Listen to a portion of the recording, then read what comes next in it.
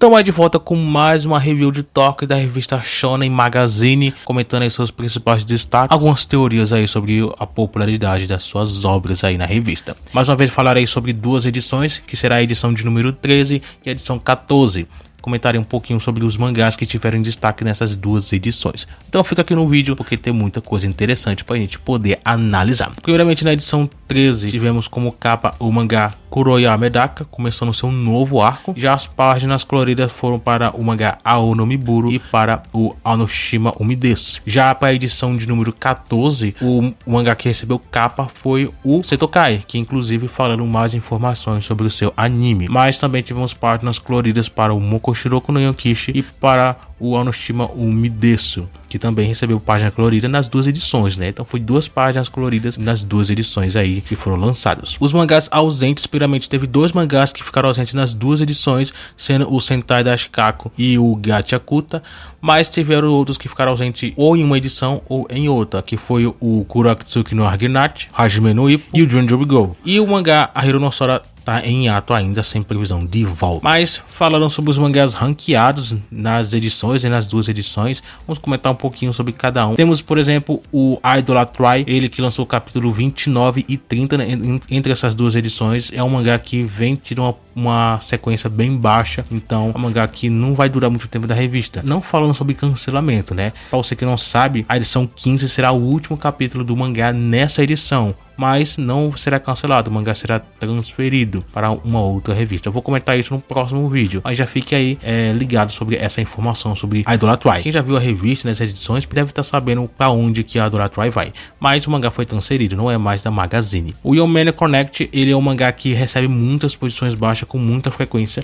A revista ainda mantém o mangá em publicação há um tempo já, mas é um mangá que ele tá com essa média aqui de posições, na maioria das vezes. Não necessariamente nas últimas posições, mas normalmente o mangá mantém uma zona bem baixa, o que não é preocupante, é de certa forma, mas não necessariamente indica que a revista desistiu do mangá. Pelo menos a minha impressão é essa, porque o mangá mantém ainda um bom tempo em publicação, o mangá ainda, mesmo com vendas baixas, ainda tem uma certa aceitação pelos editores, né? Talvez pelos leitores também que gostam da obra, e a popularidade de vendas digitais de certa forma é um pouco melhor do que as vendas físicas, e talvez isso mantenha o mangá de certa forma. O Zero Toriako é um mangá um pouco mais recente, né? Mas já tá com 15 capítulos atualmente, pelo menos nessas edições aqui, e então o mangá ele já tá começando a ter um pouco mais de repertório, né? Em questão de história, já tá começando a esticar um pouco mais. O mangá que aos poucos vem mostrado um pouco mais de eficiência, né? Vamos ver o que o mangá pode apresentar na sua obra,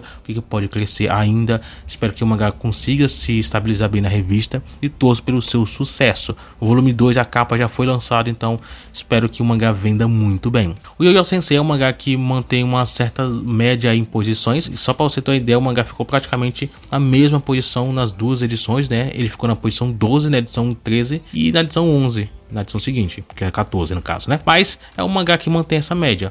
O mangá tá com anime em exibição atualmente, e apesar de estar passando um pouco despercebido, como já vinha previsto que aconteceria, o mangá ainda assim mantém as mesmas médias em posições da revista. Não vejo crescimento no mangá, pelo menos até onde eu sei, não teve nenhum alarde em relação às vendas, então mantém o mesmo padrão. O mangá praticamente não muda quase nada, o que sinceramente eu já esperava que isso acontecesse, então eu não tô surpreso.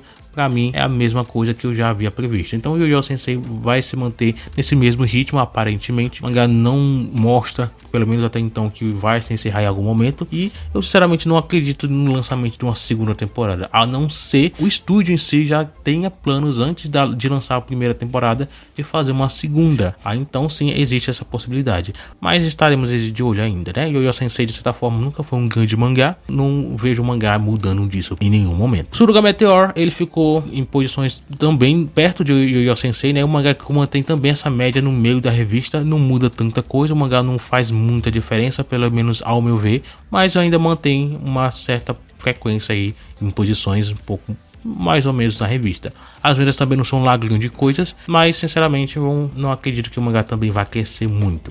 torço ainda pelo sucesso, mas pessoalmente eu não consigo acreditar em um sucesso maior para Suruga Meteor, mas estaremos ainda de olho, né? Kanojo Kareshimasu é um mangá que já tá com uma outra temporada já anunciada e prevista aí para o lançamento. Não sei se já tá lançando, nem lembro, não tô por fora de questão de animes esses últimos meses, mas pelo menos até onde eu sei, tava aí com uma questão do anime. Mas vamos ver o que pode apresentar, né? O que a gente pode ver aí sobre crescimento. Eu não acredito que vai mudar muita coisa, mas ainda vamos estar de olho ainda, né? Banjo no Orion é um outro mangá que, como eu já falo em algumas edições, né? O Banjo no Orion é um mangá que eu espero já ter alguma coisa, né? Já planejada em relação ao anime, e que até o fim do ano a gente possa ver alguma coisa acontecendo oficialmente, sendo lançado, sendo confirmado. Espero que Banjo no Orion consiga isso até o fim do ano. É um mangá que não tem um grande sucesso. Para falar a verdade, de uma geral na Magazine, os mangás atualmente em publicação, eles não têm sucessos tão impressionantes. É raro ver mangás que ele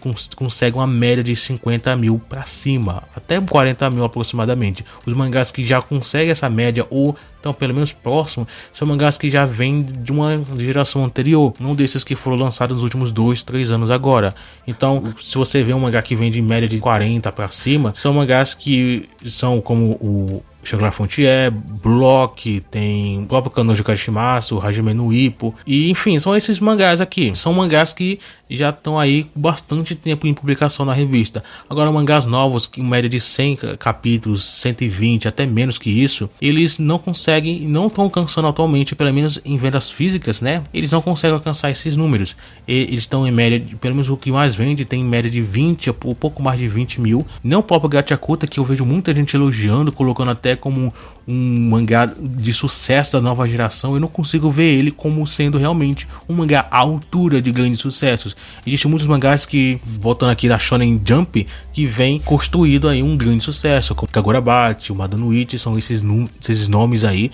E eu vejo até algumas pessoas colocando o Gachakuta ao nível deles. E sendo bem sincero, eu não consigo enxergar isso. Talvez aqui por ocidente Gachakuta faça sucesso, é um grande mangá. Eu sinceramente não consigo ver isso ainda, né? Eu não vejo Gachakuta sendo assim um mangá tão aclamado assim, não consigo enxergar dessa forma, mas muita gente coloca ele à altura de uma nova geração. Gachakuta, eu não acho que ele é esse tipo de mangá, pelo menos o que ele entrega em popularidade não é. Tô falando sobre Gachakuta, né? Não é nem ele aqui a posição, mas é só pra gente ter essa ideia. Aí, com relação a Banjo no Orion, é um mangá que ele não faz tanto sucesso. Eu espero que mude isso, né? Mas é um mangá que vende muito pouco, e eu espero realmente que as coisas melhorem com o tempo. Mas só o anime pra gente ter pelo menos uma pequena esperança sobre isso. O Kakou no Inazuki é um mangá que também já tá com seu arco final, aparentemente, pelo que foi falado, né?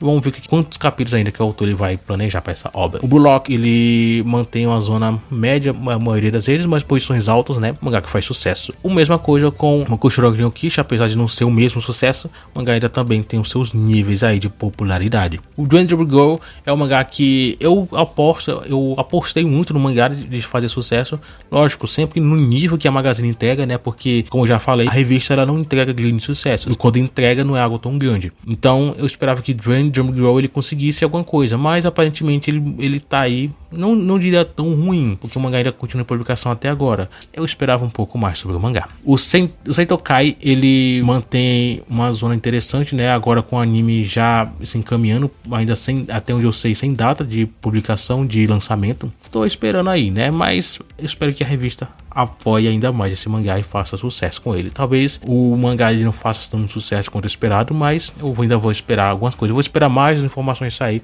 para eu ter uma ideia melhor sobre como é que vai ser essa adaptação. O Mayonaka, ele com um anime que já se encerrou há alguns meses, não fez tanto sucesso. Eu esperava realmente que fizesse alguma coisa. Eu gosto da obra, torço pelo seu sucesso, mas eu acho que o anime ele decepcionou um pouco, né? O estúdio por si só eu acho que poderia entregar algo melhor, que não foi esse caso. Shangri-La Frontier é um mangá que ele faz sucesso, né? Ele é um dos grandes da revista, de certa forma. Espero que o mangá ele consiga crescer ainda mais. Com a terceira temporada já anunciada, vamos ver o que ainda pode entregar.